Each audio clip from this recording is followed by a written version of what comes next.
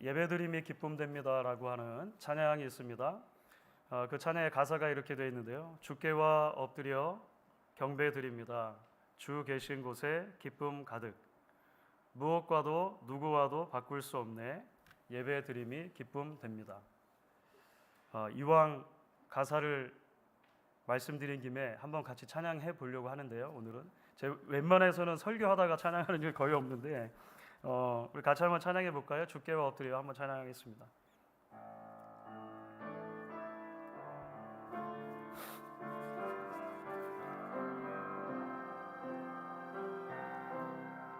주께와 엎드려 경배드립니다.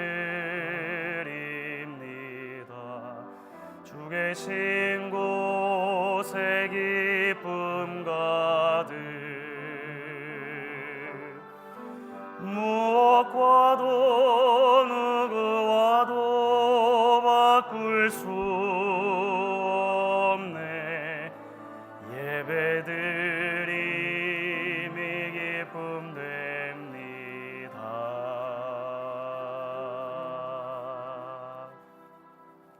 아멘이십니까? 네.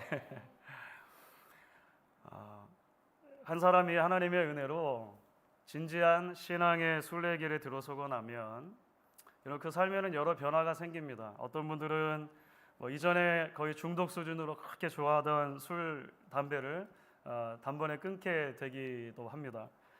어떤 분들은 항상 굳어져 있던 얼굴이 펴지고 이전에 없었던 환한 미소가 그 만면에 가득하기도 하겠죠.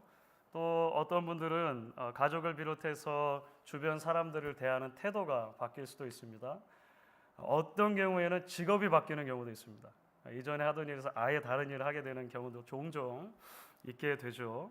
그런데 여러분, 한 사람이 예수를 통해서 자신을 만나주시는 하나님의 은혜를 경험하고 신앙의 길에 들어서게 되었을 때 일어나게 되어지는 가장 큰 변화가 있다면 그것은 예배를 향한 태도의 변화입니다.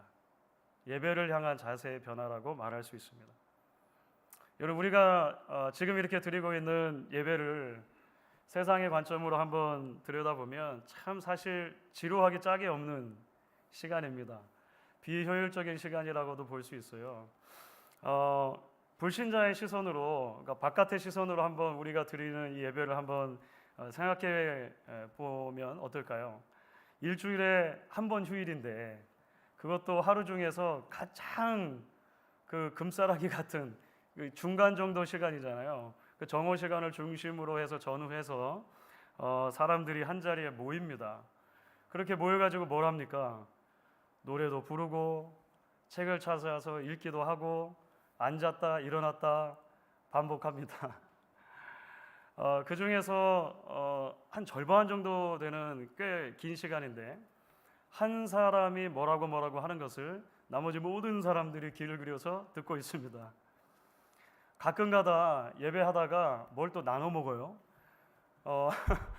빵과 주스를 나눠 먹는데 얼마나 먹는지 들여보니까 빵 크기나 이 주스 담는 잔이 소꿉장난 같아요.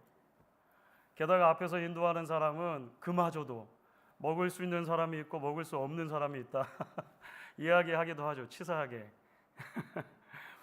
여러분, 나아가서 세상 사람들의 관점으로 보면요, 우리가 예배드리는 행위가 어떻게 보면 손해가 되는 일이기도 할 것입니다. 직업상 좀 다를 수도 있습니다만 어떤 직업은 특성상 주말에 장사가 훨씬 더 잘 되곤 합니다. 그런 경우에 주중의 매출과 주말의 매출이라고 하는 것은 비교할 수 없는 차이가 있는 것이죠. 그래서 일반적인 삶이 너무나 자연스러운 이들에게 주일마다 사업을 쉬거나 가게 문을 닫거나 때로는 사장이 자리에 있지 않고 다른 누군가에게 맡기고 그 사람들이 모두 다 한 자리에 모여가지고 예배를 드리는 모습은요, 이해가 잘 안 되는 정도를 넘어서서 참 바보 같은 일로 보일 수 있다는 것입니다. 그런데 여러분 아십니까? 그것이 바로 신앙의 비밀이죠. 그것이 바로 신앙의 신비입니다. 하나님을 만나고 그 안에 신앙의 복된 비밀을 간직하게 된 성도들에게 필연적으로 나타나는 변화가 있다면 어찌 되었던 간에 예배가 삶의 중심이 된다는 것입니다. 우리가 찬양했던 것처럼 그 어떤 것에도 비교할 수 없고 그 어떤 것과도 대체할 수 없는 그것이 바로 예배다라고 우리가 고백하게 된다는 것이죠. 성전에 올라가는 노래를 우리가 계속 살펴보는 가운데 오늘은 세 번째 시편 122편입니다. 사실 이 시편 122편의 핵심이 바로 그 예배와 관련된 것이다라고 말할 수 있습니다. 한 신앙인의 예배를 바라보는 태도와 관련된 것이죠. 1절 말씀이 이렇게 되어 있었습니다. 같이 한번 1절 읽겠습니다. 사람이 내게 말하기를 여호와의 집에 올라가자 할 때에 내가 기뻐하였도다. 여호와의 집에 왜 올라갑니까? 예배하기 위해, 제사하기 위해 올라가는 거예요. 1년에 3번 예루살렘 성전에서 제사를 드리는 그 절기가 이제 다가온 것입니다. 그런데 그렇게 예배하기 위해서, 제사하기 위해서 성전에 올라가는 시인의 마음을 가장 먼저 채운 감정의 상태가 있다면 그게 무엇이라고요? 기쁨이라는 거예요. 기쁨. 그러니까 우리 표현으로 하면 누군가가 교회 갑시다, 예배 드리러 갑시다 했을 때 너무 좋았다는 거예요. 너무 기쁘더라는 것입니다. 예배를 사모하는 시인의 마음이 6절에도 나타나죠. 6절 보시면 이렇게 되어 있습니다. 예루살렘을 위하여 평안을 구하라. 예루살렘을 사랑하는 자는 형통하리로다.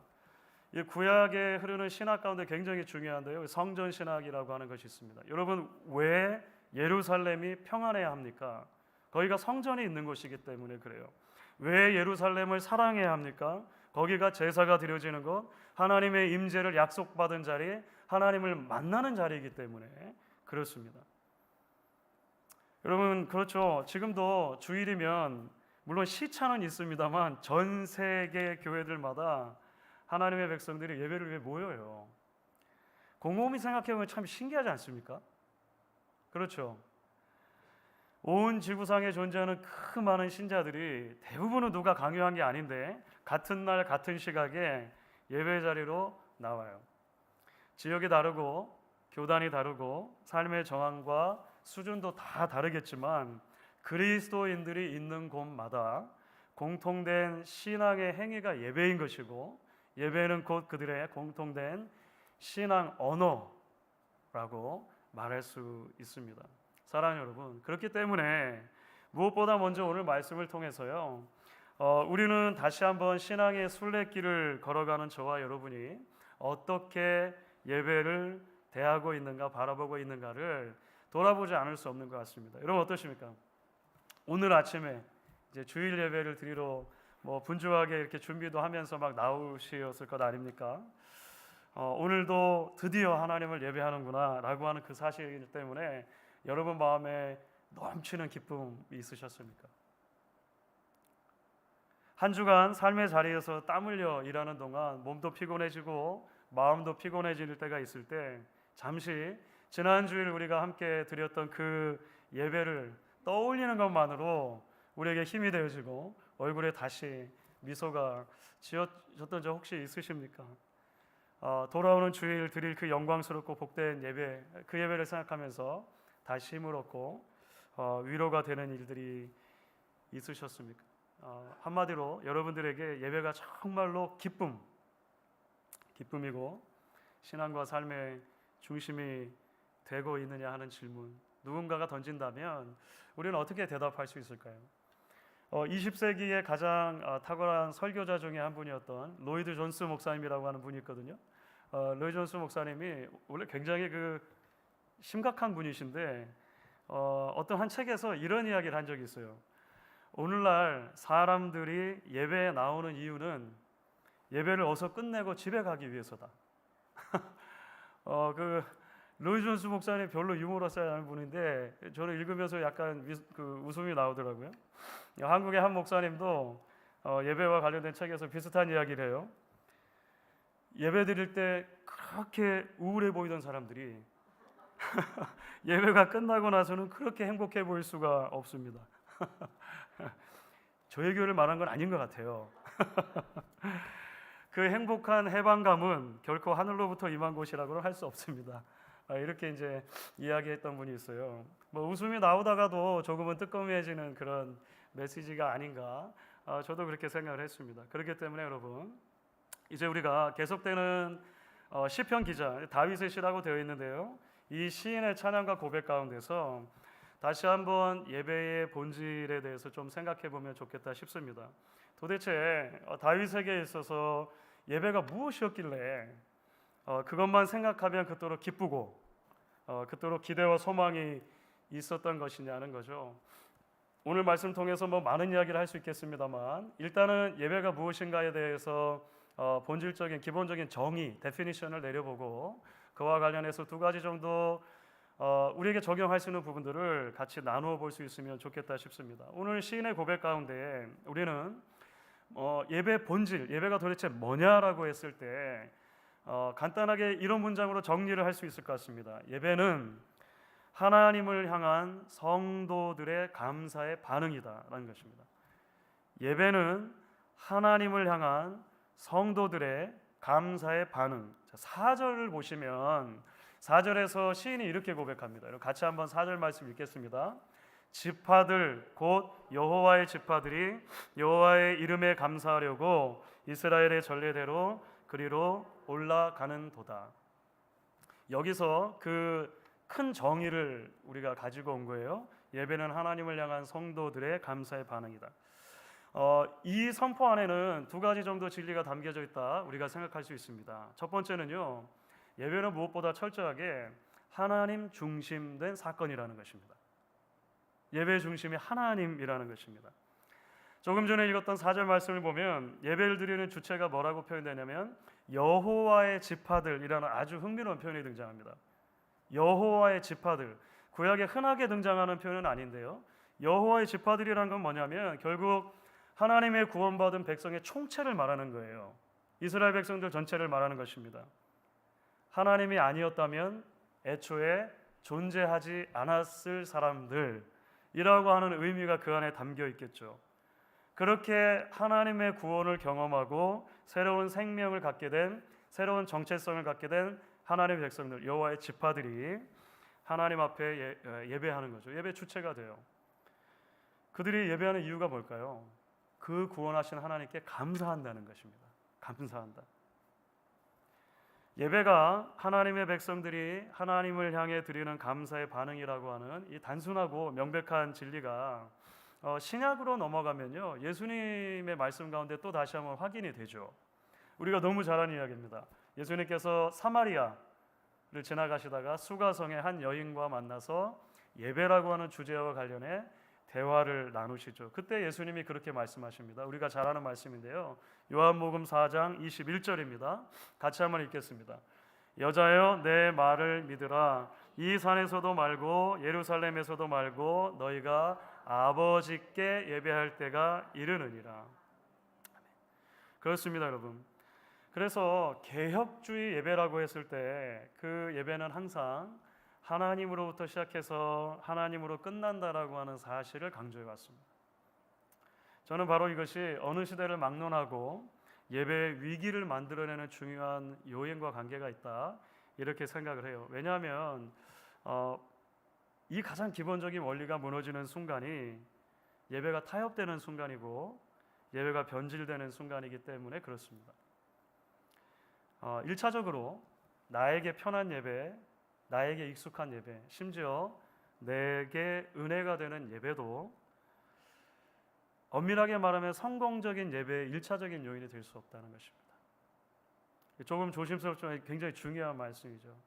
오직 성부, 성자, 성령 하나님이 예배의 시작과 끝이 되어져야 합니다. 예수님께서 요한복음 4장에서 말씀하신 것을 빌어서 설명하자면 진리이신 예수님을 통해 성령 하나님의 인도하심을 따라 아버지 하나님께 드리는 것이 예배의 핵심이기 때문에 그렇습니다. 예전에 제가 한 인터넷 그 기독교 신문에서 아주 재미있는 만화를 본 적이 있어요. 여러분 예전에 한번 보여드린 적도 있는 것 같아요. 3컷짜리 만화인데 잘 보이실란가 모르겠습니다. 어느 교회에서 예배가 끝났나 봐요. 한 친구가 다른 친구에게 묻는 거예요. 맨 위에 보시면 용수야 오늘 예배 어땠니? 이렇게 물어요. 친구가. 그럴 수 있잖아요. 그죠? 우리가 보통 그렇게 하는 겁니다. 그런데 이 용수라고 하는 친구의 대답이 걸작입니다. 용수가 그렇게 묻는 친구가 이렇게 대답하는 거예요. 글쎄, 근데 그건 내가 아니라 주님께 물어봐야 되는 거 아닌가? 이렇게 말해요. 오늘 예배가 어땠니? 라고 하는 질문의 방향이 어디로 향해져야 되냐는 거예요. 이 친구가 깜짝 놀라가지고 마지막 커트를 보면 예수님께 물어보는 거예요. 주님, 제가 오늘 드린 예배 어떠셨어요? 이렇게 묻는 거예요. 제게는 퍽 신선한 충격으로 다가왔던 그런 이 짧은 만화입니다. 주 안에 사랑하는 여러분, 우리가 하나님께 드리는 예배 안에 수많은 요소들, 예배의 그 엘리멘트들이 들어 있습니다. 대표 기도와 합심 기도, 회중 찬양과 찬양대의 찬양, 신앙 고백과 설교, 헌금과 봉헌 모두 다 굉장히 중요하고 오랜 교회사의 전통 가운데 교회들이 예배할 때마다 지켜왔던 많은 부분들이 있습니다. 그러나 이러한 모든 것들이 하나님을 향한 것이 되지 않는다면, 하나님께서 보실 때에 기뻐할 만한 것이 되지 않는다면 어떤 의미를 가진다라고 말할 수 있겠습니까? 물론 예배는 하나님께서 우리에게 주신 은혜의 방편이기도 합니다. 은혜의 방편, the means of grace라는 말을 써요. 기도나 찬양이나 설교나 봉헌 등이 예배에 포함된 모든 요소들이 우리에게 주는 영적인 유익이 있습니다. 우리는 그것을 통해 소위 은혜를 받는다 이렇게 말하는 거예요. 우리 감동이 됩니다 이렇게 말하죠. 우리가 그것을 갈망하는 것은 전혀 문제가 되지 않을 것입니다. 하지만 동시에 우리가 기억해야 할 것이 있다는 것입니다. 본질적으로 예배는 하나님 중심이라는 거예요. 그래서 우리 신앙이 성장하고 성숙할수록 아마 이런 질문을 더 많이 던지게 되는 것이겠다 이런 생각을 합니다. 하나님, 오늘 제가 하나님께 드린 예배가 정말로 어떠셨습니까? 하나님, 제가 드리는 예배, 우리가 드리는 예배 하나님 기쁘게 받으셨습니까? 라고 묻는 것이죠.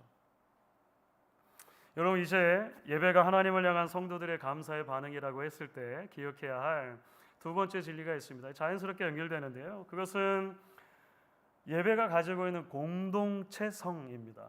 공동체가 드리는 예배의 중요성이라고도 말할 수가 있겠죠. 여러분, 물론 예배에는 개인 예배도 있고 가정 예배도 있습니다. 성경 안에도 그런 예들이 얼마든지 등장하죠. 그럼에도 불구하고 예배에 대한 성경의 기록 가운데 압도적으로 많은 케이스는 신앙 공동체가 드리는 예배입니다. 숫자는 상관없어요. 두세 사람이 내 이름으로 모인 곳에 내가 그들 중에 함께한다 주님 약속하셨습니다. 하지만 중요한 것은 서로 다른 이질적인 배경에 있던 사람들이 한데 모여 신앙의 공동체를 이루고 그 공동체가 하나님 앞에 드리는 예배가 성경에 나오는 거의 압도적인 예배라고 할 수 있습니다. 성전에 올라가는 노래, 말씀드렸던 것처럼 예루살렘을 향해 가는 그 순례자가 부르는 노래다 이런 말씀을 드렸어요. 그런데 혼자 부르는 노래가 아닙니다. 대개 경우에 있어서 이스라엘 순례자들은 혼자 여행하는 법은 없었거든요. 위험하기도 하고 여러 이유 때문에 가족 단위 혹은 공동체가 함께 이제 이렇게 줄을 쭉 이어가지고 여행을 하는 것입니다. 예루살렘을 향해 그 순례의 길을 떠나는 것이죠. 그리고 순례의 노래 자체도 혼자 부르는 노래가 아니죠. 같이 부르는 노래인 거예요. 그렇게 같이 노래를 부르다가 예루살렘에 갑니다. 성전에 갑니다. 같이 뭐 합니까? 같이 예배 드리는 거예요. 우리를 구하신 하나님의 은혜에 함께 반응하며 감사의 예배를 올려드리는 것입니다. 그래서 8절을 보시면 오늘 그 시편 122편 8절을 보시면 이런 표현이 나와요. 같이 한번 읽어볼까요? 내가 내 형제와 친구를 위하여 이제 말하리니 내 가운데 평강이 있을지어다. 이것은 단순한 내 가족을 넘어서는 공동체를 말하는 거거든요. 이 형제라고 하는 개념은 민족적인 개념으로 보통 구약에서 이해가 돼요. 형제와 친구. 시인은 지금 하나님의 은혜로 형제와 친구가 된 다른 사람들의 평안을 위해 빌고 있는 거예요. 왜 형제와 이웃이 평안해야 합니까? 함께 예배할 존재이기 때문에 그래요. 함께 예배할 존재. 하나님이 당신의 백성들이 그처럼 한자리에 모여 힘을 다해 구원의 은총을 높여 찬양하는 것, 예배하는 것을 기뻐하시기 때문에 여러분 몇 해 전 전 세계가 코로나를 겪었지 않습니까? 팬데믹을 겪었습니다. 이제는 벌써 조금은 아련한 추억으로, 그렇죠. 우리 지나올 때는 정말 힘들지 않았습니까? 정말 힘들었는데 이제 벌써 이제 몇 해 지나오면서 이제 추억으로 남게 된 것 같아요.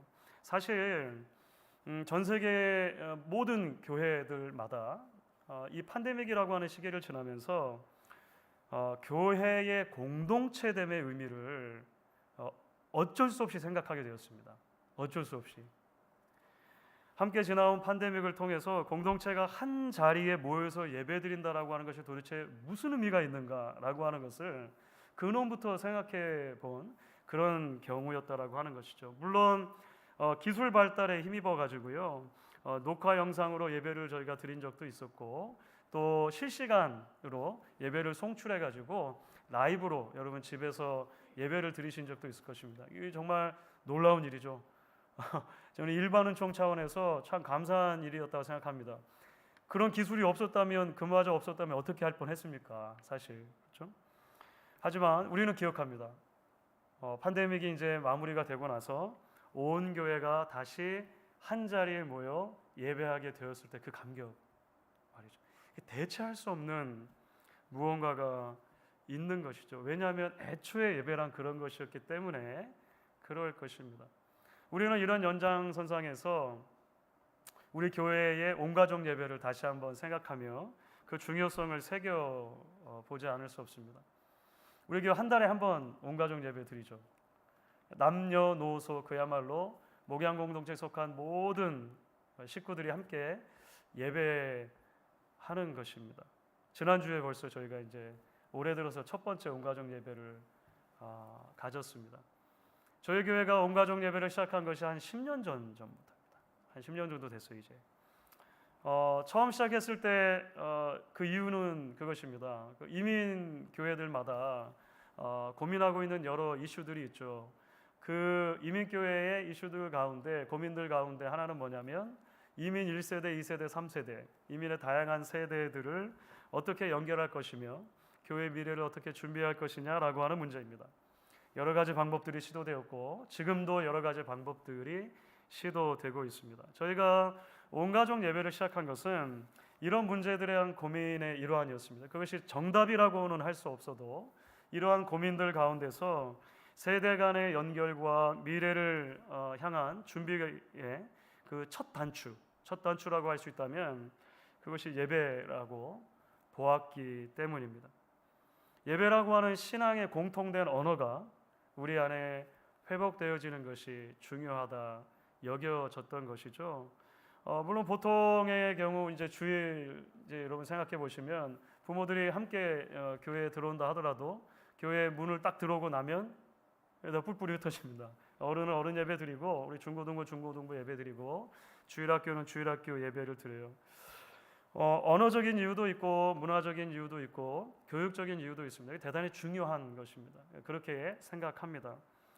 저희 교회에 우리 신실한 사역자들이 계셔서 예수 그리스도의 마음으로 정성을 쏟아서 자녀들에게 복음을 전하고 말씀을 전하는 것 얼마나 큰 복이고 얼마나 감사의 제목인지 알 수가 없습니다. 하지만 적어도 한 달에 한 번 저희가 온가족 예배를 드려요. 거기서 우리가 확인하는 것이 무엇입니까? 우리가 한 하나님의 공동체에 가족되었다는 것을 확인합니다. 할아버지 할머니가 섬기는 하나님과 내가 섬기는 하나님이 다르지 않다라고 하는 것을 확인하는 자리가 되죠. 아빠 엄마와 아들 딸이 동일한 신앙 고백을 하고 같은 찬양을 부르고 같은 메시지를 듣는 것입니다. 성찬식을 통해서 우리가 한 그리스도의 몸을 먹고 마시는 공동체라고 하는 것, 그리고 우리 한 사람 한 사람이 그리스도의 몸을 이루는 지체 권속의 한 가족 구성원이라고 하는 것을 다시 깨닫는 것입니다. 여러분 물론 이거 쉽지 않죠. 10년 전에 처음 시작했을 때도 그랬습니다. 지금도 뭐 크게 다르지는 않은 것 같아요. 어느 정도 우리가 많이 익숙해졌습니다만 한 언어나 한 세대가 아니라 여러 언어, 여러 세대를 아우르는 예배이기 때문에 그럴 거예요. 때로는 불편함이나 때로는 어색함, 여러분 아직도 이렇게 영어로 찬양합시다 하면 불편하시잖아요. 안 불편하세요? 감사. 막 자녀들이 있고 조금 소란한 소리가 나기도 하고, 자녀들은 자녀들대로 마찬가지죠. 제가 아무리 설교를 짧게 한다고 해도 아이들이 버텨야 돼요. 제가 참 그 측은한 마음이 들 때가 있어요. 그럼에도 불구하고 우리가 이 예배를 포기할 수는 없는 이유가 무엇입니까? 저는 적어도 그렇게 믿습니다. 하나님께서 우리가 한 몸 되어 한 가족 되어 드리는 그 예배 시간을 기뻐하신다는 것입니다. 소중하게 보신다는 것이죠.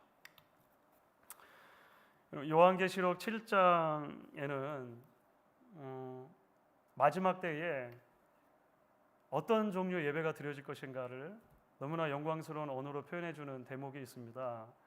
요한계시록 7장 9절과 10절을 보면 마지막 때 어떤 종류의 어떤 식의 예배가 드려질 것인가, 여러분 같이 한번 읽어보도록 할까요? 이 일 후에 내가 보니 각 나라와 족속과 백성과 방언에서 아무도 능히 셀 수 없는 큰 무리가 나와 흰 옷을 입고 손에 종려가지를 들고 보좌 앞과 어린 양 앞에 서서 큰 소리로 외쳐 이르되 구원하심이 보좌에 앉으신 우리 하나님과 어린 양에게 있도다 하니. 아멘. 상상만 해도 너무 영광스럽고 장엄하지 않습니까? 여러분 한번 생각해 보세요. 만약에 각 나라와 족속과 방언, 서로 다 다른 언어들을 가진 사람들이 한 자리에 모여 있다는 거잖아요. 돗대기 시장도 그런 돗대기 시장이 없을 거예요. 그런데 그들이 모여서 뭘 하냐면 그들을 구원해 주신 영광스러운 하나님의 구원의 은총을 한 목소리로 함께 찬양하게 된다는 거예요. 너무 영광스럽죠. 우리가 매주 모여서 예배하는 시간은 그 천상의 예배를 미리 내다보며 미리 맛보는 시간이라고 말할 수 있을 것입니다. 요한은 한 걸음을 더 나아갑니다. 그렇게 예배하는 이들, 그렇게 마지막 하나님 앞에 모여는 예배하는 이들을 하나님이 어떠한 위로로 위로해 주시는 것인가? 요한계시록 7장 15절부터 17절입니다. 이 말씀도 같이 한번 읽겠습니다. 그러므로 그들이 하나님의 보좌 앞에 있고 또 그의 성전에서 밤낮 하나님을 섬기매 보좌에 앉으신 이가 그들 위에 장막을 치시리니 그들이 다시는 줄이지도 아니하며 목마르지도 아니하고 해나 아무 뜨거운 기운에 상하지도 아니하리니 이는 보좌 가운데에 계신 어린 양이 그들의 목자가 되사 생명수 샘으로 인도하시고 하나님께서 그들의 눈에서 모든 눈물을 씻어 주실 것입니다. 아멘. 아멘. 주 안에 사랑하는 여러분, 저와 여러분의 믿음의 순례길이 참 예배의 길 될 수 있기를 소망합니다. 우리가 하나님 앞에 나와 한 몸 되어 예배드리는 매 시간마다 요한계시록의 그 영광스러운 예배를 미리 맛보며 하나님의 영광 가운데 나아가는 복된 일들이 있기를 주의 이름으로 간절히 축원하겠습니다.